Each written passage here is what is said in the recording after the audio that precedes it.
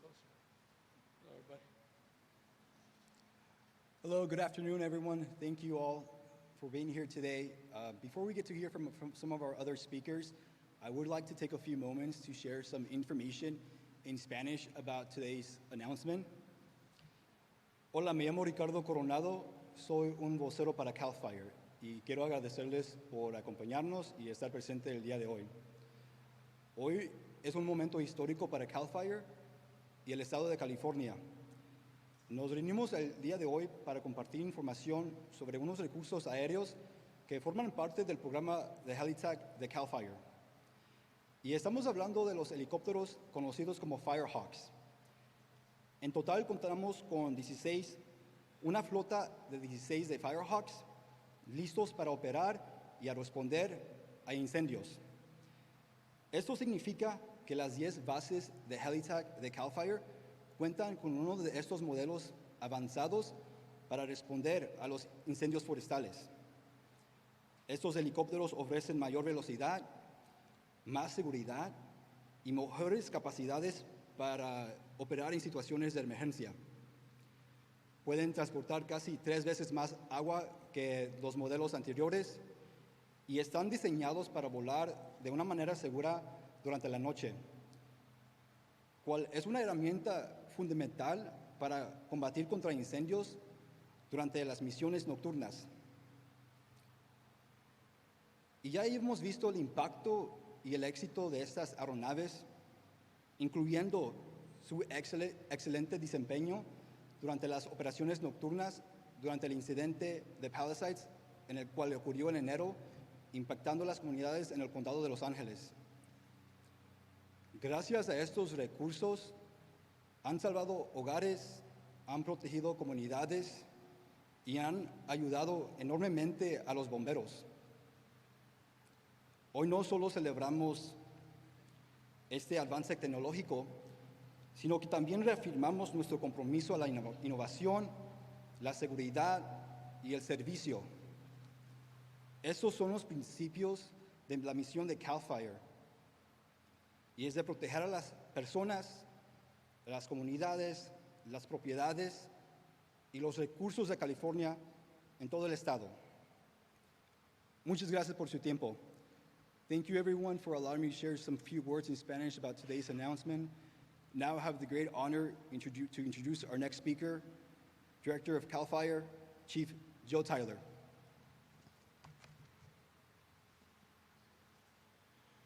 Good afternoon, everyone, and thank you for joining us here at the Aviation Management Unit in Sacramento, California.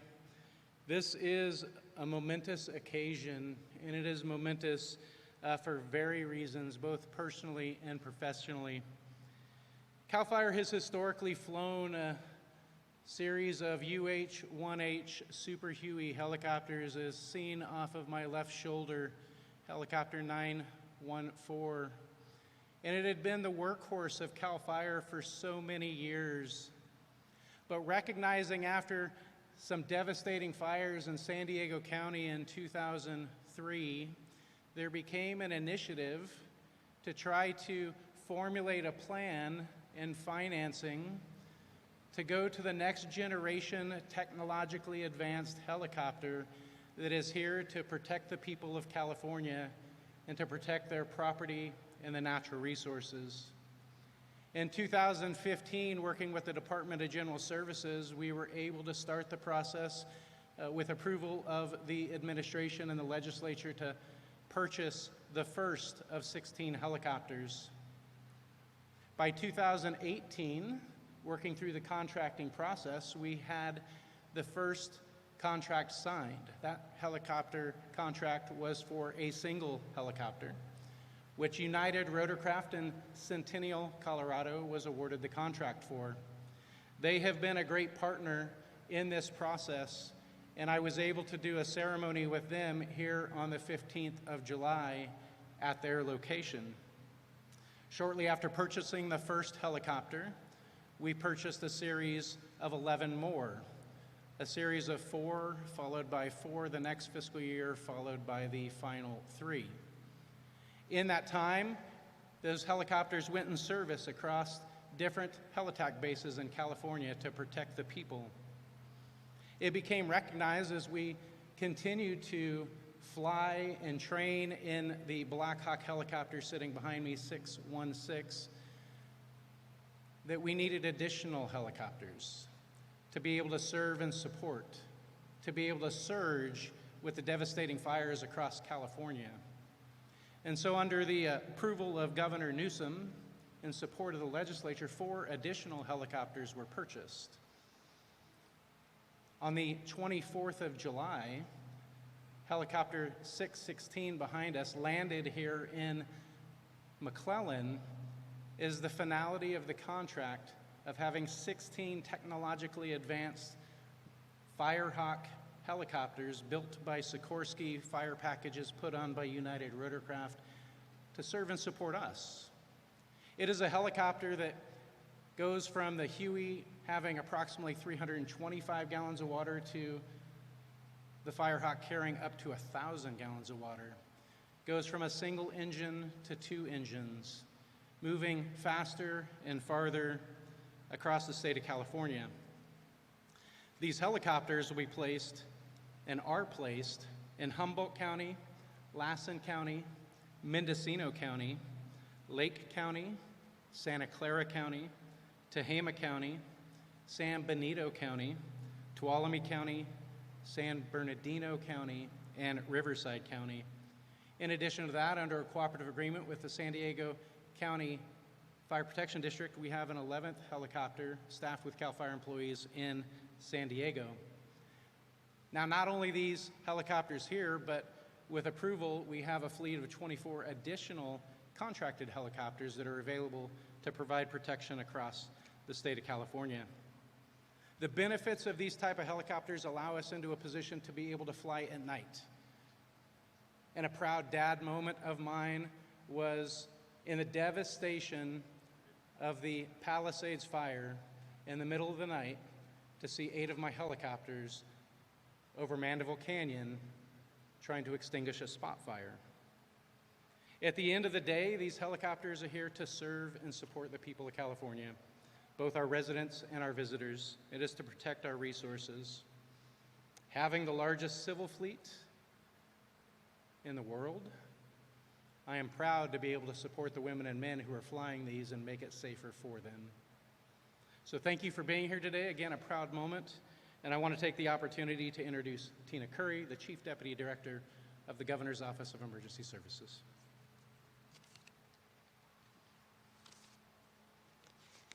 Thank you, Director Tyler. Again, I'm Tina Curry, Chief Deputy Director of the Governor's Office of Emergency Services. Today, all of us are reminded of the importance of readiness, the importance of partnerships, as we announce yet another critical tool to protect us from not just wildfires, but other hazards that we face in the state. Thank you to the Governor for your leadership, Director Tyler and his team for this outstanding accomplishment, and to all of the California Fire Service for all that you do. At Cal OES, we know that disasters can strike with or without notice. As emergencies and disasters get more frequent, more impactful, we have to stay ahead. That's what today is about, and why Cal OES prepares with this in mind each and every day. Just this morning, there was another earthquake in Southern California. Fortunately, no reports of damage or injuries. And night before last, and all day into yesterday, California faced a tsunami threat, warning up on our north coast and an advisory across our entire coastline. Fortunately, the tsunami did not cause major destruction, but it's a stark reminder of our need to be ready. Thank you to the emergency services and public safety partners along the coast who came together during this time in a coordinated effort over many hours to keep the public safe. And recognizing that tsunami waves, even of a small size, can be dangerous to people on the coastline as well as our infrastructure. And thank you to Californians for taking this seriously and heeding local instructions during this event to keep themselves safe. Cal OES is a state coordination hub for all hazards, including tsunamis, as well as earthquakes, fires, floods, and more. This is possible through our partnership with CAL FIRE and our other state agencies, local, federal, tribal government, and our fire and rescue and law enforcement mutual aid systems that are, like nothing else anywhere that you'll see. Californians, you are a major partner in readiness as well. So now is the time to talk with your friends, talk with your family, practice your emergency plan, have a go bag with essentials ready for at least 3 days, and importantly, sign up for emergency alerts with your county emergency services agency. You can access this at a couple places on Cal OES's website, calalerts.org. It's got all links to all of the county emergency notification signups, or ready.ca.gov will get you there as well. So thank you so much for your time. Thank you so much for this opportunity, and thank you for doing your part to be ready. I'd like to now introduce Chris Renner with CAL FIRE. Thank you. Thank you, Tina. My name is Chris Renner. I'm one of the forestry fire pilots here for CAL FIRE in Sacramento. And I love my job. I love my job because this department understands what it takes in terms of resources, man-hours, and training time to sustain a fleet of this size. Before I got hired, I did my research. I called around, and one of those calls I made was to one of our pilots up at Nealon Hill Attack Base in Humboldt County, not far from where I grew up. And I said, Cliff, why CAL FIRE? Why are you gonna leave Hawaii to come to California and fly in the smoke? And he said just 2 words, the maintenance. And he's absolutely right. We have an outstanding maintenance team full of great aviation professionals, leads, and quality control personnel. So I signed up. And being part of the training team, I get to see firsthand the amount of time and effort that goes in to training a base like Nealon to fly this new helicopter. And when it's all said and done and that aircraft is sitting on the ramp, ready to dispatch in support of the people of California, sometimes that's front page news. But what you don't get to see is the hundreds of people behind the scenes that made that happen. From the base mechanic that got up at 5 a.m. to make sure that aircraft was available, to the decision makers who saw this need coming years in advance, to the training department who spent their time and effort to ensure that that crew was trained and proficient to do its job. So when you see this aircraft flying on a fire or on a rescue, just know that there's a whole bunch of people behind the scenes that made that happen. And to all of them, thank you for what you do. And this time I'd like to introduce Governor Newsom. Sir. Thanks, Chris, and thanks for recognizing all the crew here and all across the state of California as we update you, as we have done pretty consistently over the course of the last few months in Colfax just a few weeks ago and here again today on our preparedness for wildfires. Not wildfire seasons. Seasons are no longer apt as it relates to California's realities.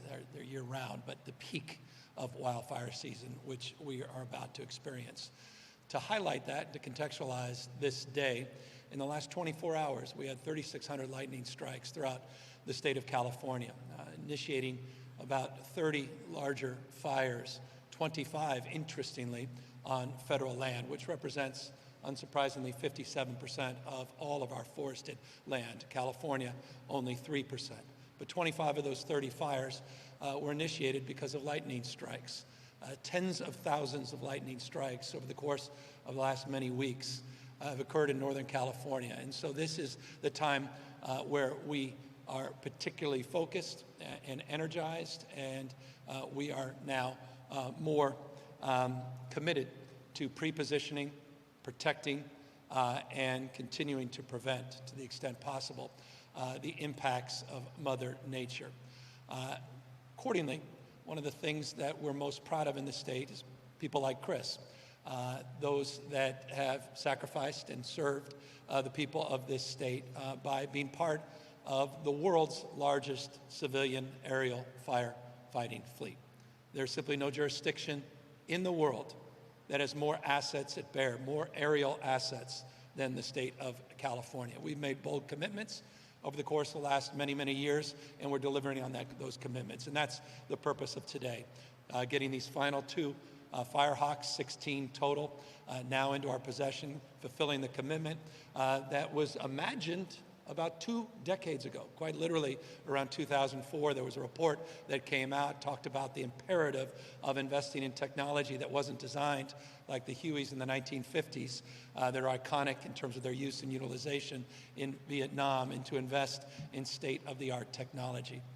Joe Tyler underscored the impact of that imperative, impact of those investments. Mandeville Canyon, the first spot fires that occurred, would have devastated. The fires, as devastating as they were in Southern California and LA, in and around the Pasadena burn scars and, of course, Palisades, would have been significantly worse had it not been for the investments that we saw firsthand in real time. These firehawks at night doing nighttime suppression. I think at peak, Chief, there was about 8 of these hawks out doing rings and circles to suppress the impacts of those spot fires. So one cannot understate the importance of these investments. One cannot understate the importance of what Chris and Joe and others said, Tina, about all the work that's done that you don't see. I say it over and over again, and I'll continue to say it over and over again. These guys don't, unlike baseball players, get enough credit for saves. And one of the things I'm most proud of year to date are the things that I'm briefed on every single day that folks don't know about because of the incredible work of the men and women at CAL FIRE, the Forest Service, and our local firefighting personnel. And so we're here as well in that spirit, Chris's spirit, to thank them for their service and their contribution. Just briefly, because we talked a lot about this in Colfax, our efforts continue at historic pace to address the issue of vegetation management and forest management. We had announced a few months back a new emergency proclamation to fast-track projects that were falling through the cracks under our larger programmatic EIR, which is the Cal VTP, a 20 million acre programmatic EIR. Under the emergency proclamation, now over 50 projects have been complete, over 12,000 critical acres have been treated. This builds on our historic amount of acreage treated in this state, supported by 10x the amount of investments that we have seen in prior administrations. That's just a reflection of our commitment to not just prepare for wildfire season and suppression mindset, but also prevent wildfires as well. It would be wrong, in the spirit of what Tina just said, not to also acknowledge partnerships that I think have proven potent. One in particular, the Orleans complex in Northern California around Klamath, which is a federal fire that got a lot of attention. But what didn't get enough attention was the incredible contributions of the local tribes, particularly Karuk, tribe, and some of the contributions they made in partnership with the state and federal authorities as it relates to tribal burning practices and how essential they have become in terms of the mitigations and impacts on these larger complexes. So I also want to acknowledge those partnerships. They've often been talked about, but we really saw results, particularly in the Orleans complex. We also had some big fires up there, as you may have written about or talked about, as it relates to fires around Shasta, the Green Fire as well. But look, we're just trying to make sure these are not headlines, doing our best to continue to mitigate the impacts of these fires and these early strikes, keep them under 10 acres, which is our goal to the extent possible, and continue to address the reality, and it's a reality, of all of the headwinds in Washington, D.C. I think it's important that folks know this. I think more people should know this, in that H.R. 1, the President of the United States referred to as a big, beautiful bill, or a big, beautiful, well, was a bill, the next generation, $3.3 to $4 trillion of debt. But in that betrayal, in that bill, was also a reduction of $450 million.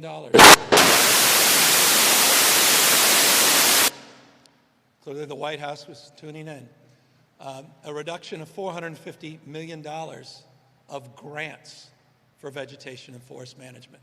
So when we get lectured, when you write the headline after the next fire, and we hear from the president talking about raking the forest, which he quite literally means, literally believes that we should be raking the forest. I'll remind you, we've never received a rake, and all we received this year were cuts of $450 million nationwide to aid and advance those efforts. Cuts to the U.S. Forest Service, 10% cuts in frontline employees, 25% cuts to people supporting the administration and work done by our brave men and women at the U.S. Forest Service, cuts to our regional Forest Service offices. Remember this the next time he tweets something out. Please tell the story of the fact that he has reduced the number of Forest Service offices. Region 5, he's shutting down the office in California, the largest state in the union. More forested property here than any other state. He's shutting down the office in Vallejo, California, and he's moving that regional office to Salt Lake City. Cutting the U.S. Forest Service, cutting critical offices, cutting prediction analysis and weather and technology support, cutting forest and vegetation management, all the while lecturing states like California to do more, and it's exactly what we continue to do. In the absence of federal leadership and responsibility, we are stepping in to that void. The largest aerial firefighting fleet in the world, the most robust investments in California history, almost doubling the CAL FIRE investment. And despite some budgetary challenges, maintaining those commitments, resolved to keep people safe and protected in the state, and have the backs of people like Chris to continue to support the folks in the background here today in our 10 heli-attack bases all across the state. Final free words. We're keeping the old Hueys, at least 6 of them. We had 12. We're sending another 6 back to the U.S. Forest Service. We'll keep those 6 Hueys to do something that we're also doing more of. We're going to have a program, you may have already heard of it, that will be enhanced because we'll use these Hueys for our helitorch efforts, which are prescribed burns, which continue to also increase in California. It's not just traditional vegetation and forest management, defensible spaces, it's also a prescribed burn program that has significantly been improved because of the fast-tracking legislation, because of the investments the legislature has supported as well. So doing all we can to meet these challenges head on, and all we can to keep people safe as we move to the peak of wildfire season here in the state. So with that, we're happy to answer any questions, hopefully first on this topic, and I imagine you may have 1, 2, or a dozen off-topic questions as well.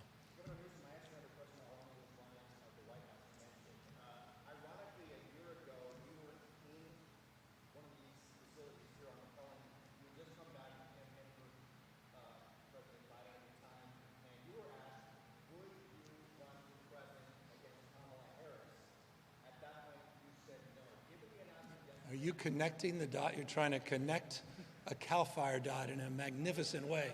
It's a hell of a stretch, but I'm impressed and inspired almost by this. Yeah, no, I know you need it for your viewers. You can start again.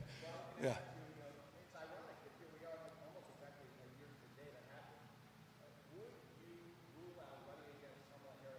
Oh, come on. It's just, it's a waste of your viewers' time and your time and our time.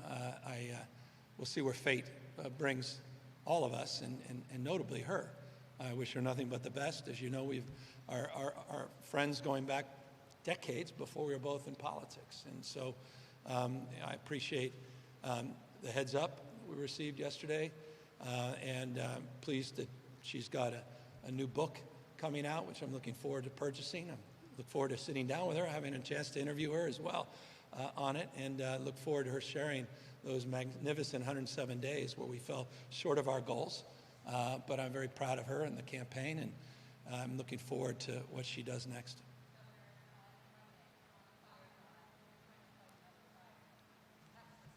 Oh, you guys.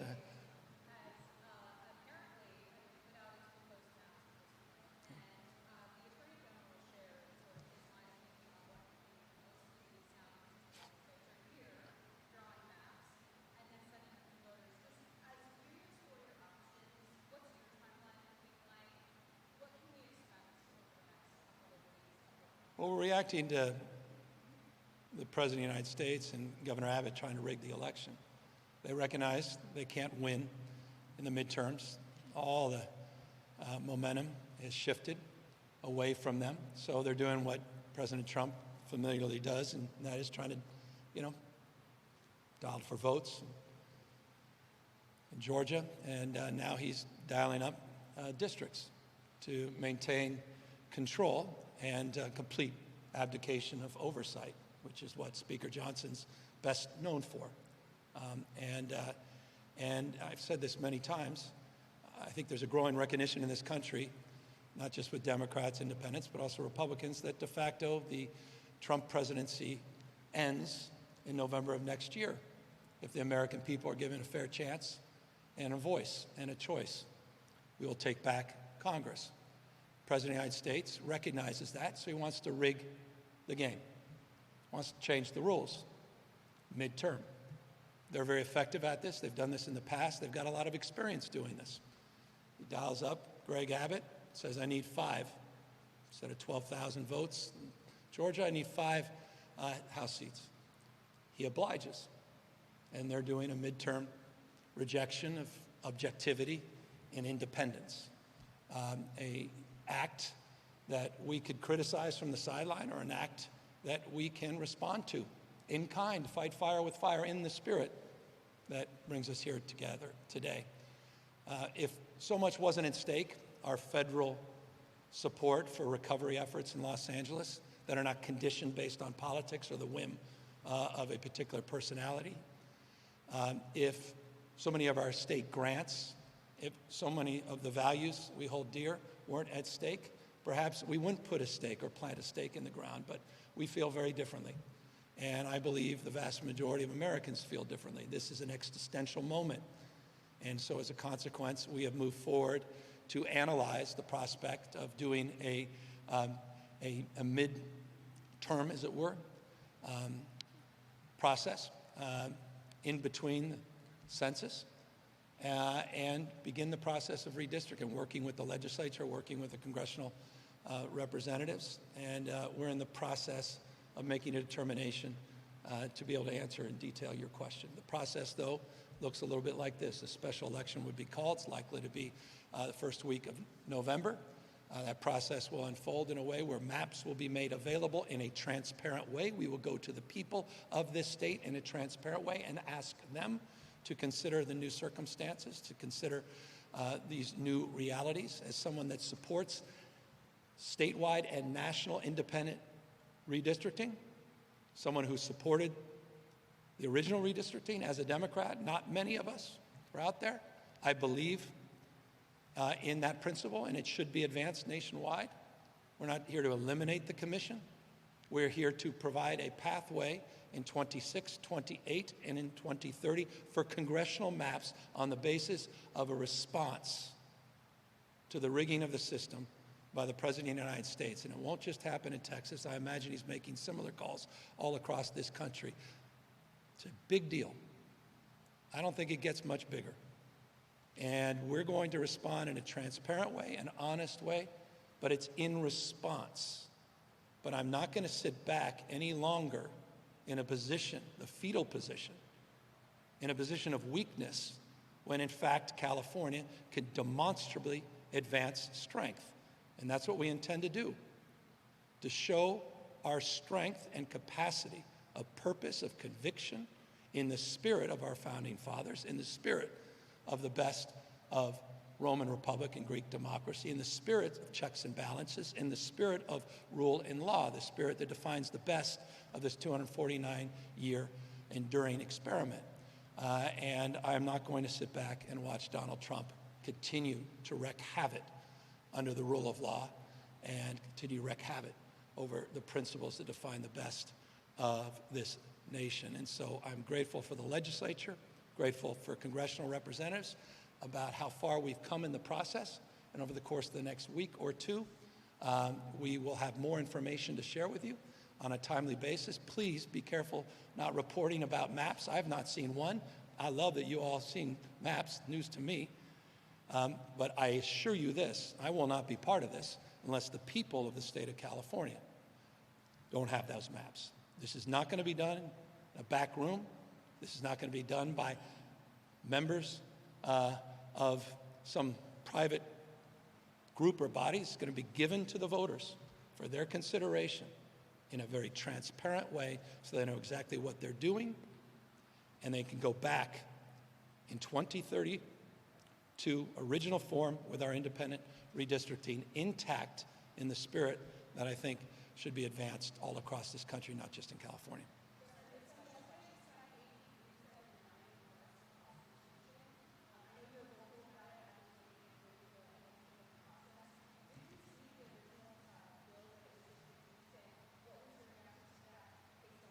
Well, I was pleased to be able to sign the bill. There were over 2,000 plus bills, so I don't, as you know, read the bills on introduction, but I was very, very concerned that we were not moving forward to address this legitimate concern.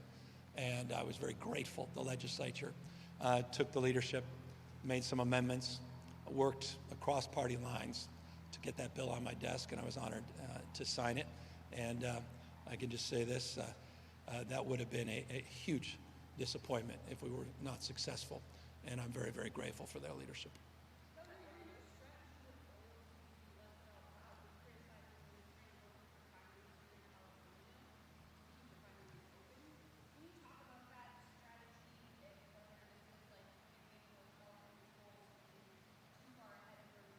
Yeah, no, I appreciate the question. It's completely consistent. I've said, I think on almost every occasion, as it relates to addressing the issue of accountability and transparency, as it relates to why it is we have a mystery surcharge in the state of California that does not in any way align with any of our low carbon strategies, our green growth strategies, and or taxes, why that delta is so significant, that I'm not naive. As someone that drove here, as someone that flies around the state, that we are all, society becomes how we behave. We are all the beneficiaries of oil and gas. No one's naive about that. So it's always been about finding a just transition, a pragmatism in terms of that process.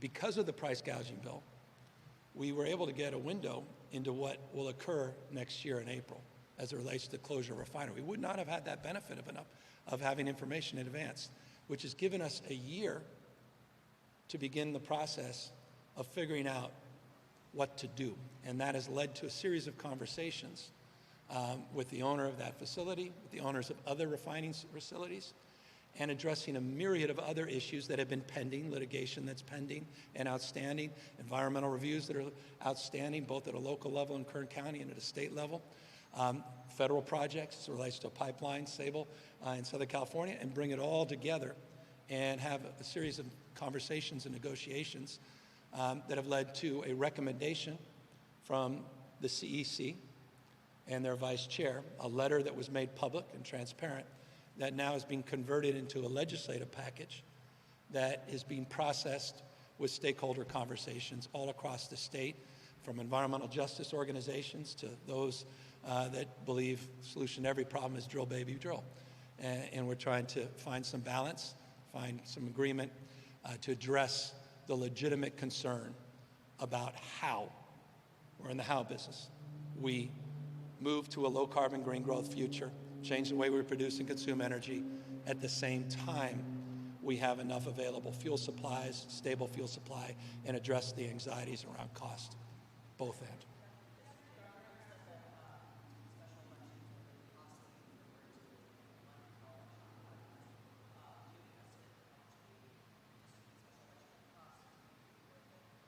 Well, I mean, there's no, it's the MasterCard commercial, priceless, democracy, values, rule of law. But the question's the right question. It's a good question, and we're just beginning the process of analyzing that. But here's a caveat for your consideration. There are many local elections that first Tuesday already on the ballot, so it requires significantly less resources than a special election that didn't already have regular elections. considered. So that's now being scoped out with that nuanced consideration. So that could be very meaningful in mitigating the cost. But I honestly, on this one, there's too much at stake. I would just point you to the consideration. How much did it cost to have the theatrics with the National Guard and Trump? What was the cost of having thousands and thousands of brave men and women, our heroes, in uniform, waiting for a mission task for the vulgar theater of trying to express, some position of power over the state by federalizing the National Guard or bringing in the United States Marines. By the way, I hope you find that out. How many hundreds of millions of dollars was wasted as it relates to the National Guard deployment? How many National Guardsmen and women actually did anything? How many months they sat there not doing vegetation and forest management? By the way, on that, can I highlight something? I think this is interesting, and I would run with this. Between May and June, the Cal Guard assisted fentanyl interdiction declined 57%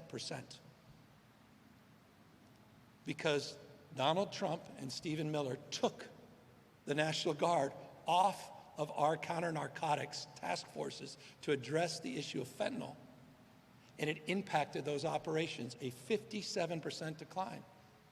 They took folks off the Guard, off our rattlesnake teams, working side by side with CAL FIRE and CCC to prepare for wildfire season, vegetation forest management, particularly necessary in light of the federal cuts coming from the administration. This is what's at stake with redistricting. This is what's at stake for our state. And this is why it matters to everybody. And that's why we continue to look forward to landing in the place where our legislature as representatives and our federal partners feel in a transparent way can give the people of the state of California a real choice.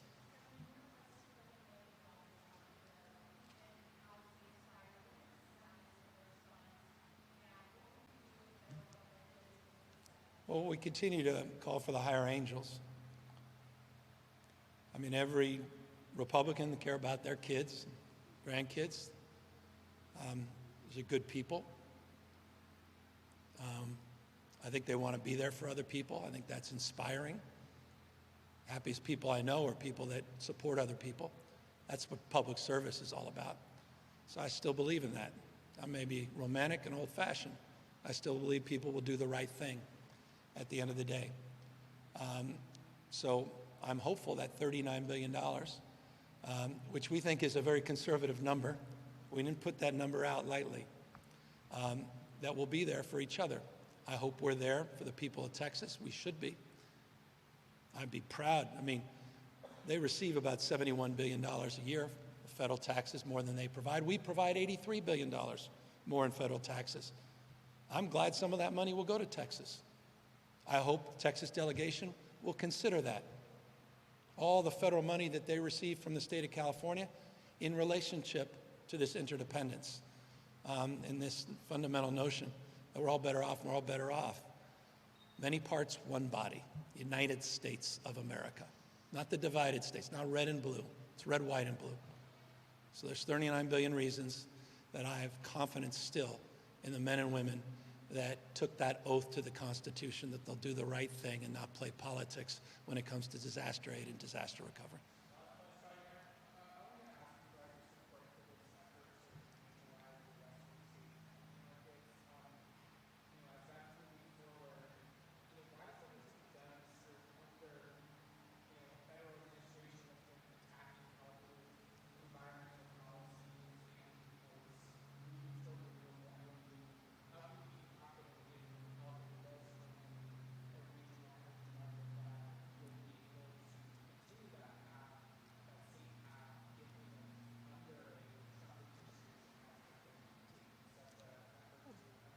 So I've been working on this well over a decade.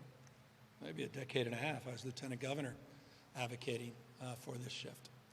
Worked through many different federal administrations. This is about affordability. This is about reliability. It's about us maintaining our authority and autonomy as it relates to our low-carbon green growth goals. I believe the safeguards, if you read the legislation, are well established and in place. And we've been working with stakeholders for years and years and years on this to address the concerns that you just stated. And so I feel those concerns are substantially addressed, not almost completely addressed. There may be some modest amendments on the way. And I believe this is a very significant legislative effort that can actually impact the cost of electricity in this state, improve our reliability, mitigate the impacts on our access to supply, particularly during extreme heat events. And I'm very grateful for the coalition, which is really with few precedent. I'm not aware of a more diverse and large coalition I've seen on an issue of energy in some time. And so you're right that I am supportive directionally, and I look forward to the final product always that lands on my desk, subject to final review of any amendments that will be made over the course of the next few weeks.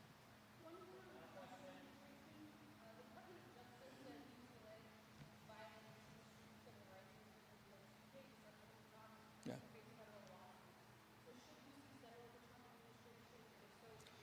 Well, I'm coincidentally, President Drake, I think this may be his last week. He just reached out. We're going to have a conversation literally in an hour and a half or so. Interesting, you didn't ask me about insurance. I'll be meeting with our insurance commissioner this afternoon, and I'll be meeting virtually with President Drake. We'll be talking about the details of that. Talked to a number of members of the regions. We talked about the lawsuit they settled at UCLA last week.